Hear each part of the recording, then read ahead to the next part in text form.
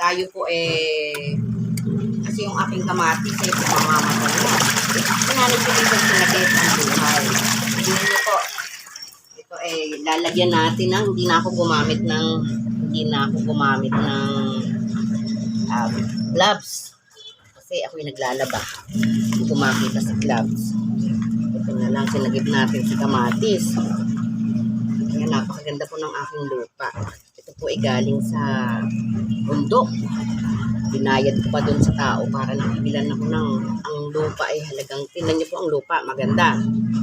Pag ganitong lupa ay galing sa sigaan, mas maganda po yun dahil mas mataba, mas maganda ang magiging halaman niyo. Ayan, nakita niyo po ba ang pagsasagip ng kamatis ni Nanay Pilisa.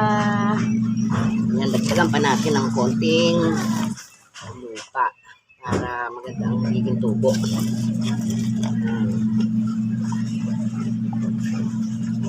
Ayan na, nasa gitna ni Nanay Pilisa. Mga puting, yung mga dahon na dito na lang pre. Yung dahon sa halaman nyo po, pag nakikita nyo pong may mga bulok na dahon, tanggalin nyo yun mga mami kasi bad vibes yun. Pangit sa ng paningin.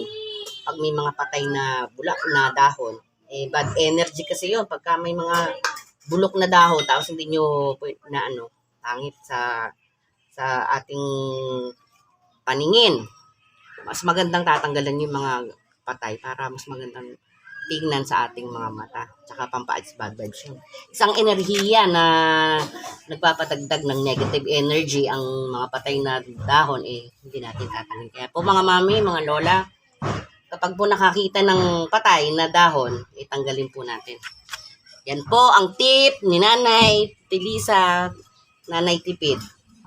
Kaya po, ang bilin ni Nanay Pilisa, lagi lang good vibes, lagi lang happy para ang buhay. Laging good vibes.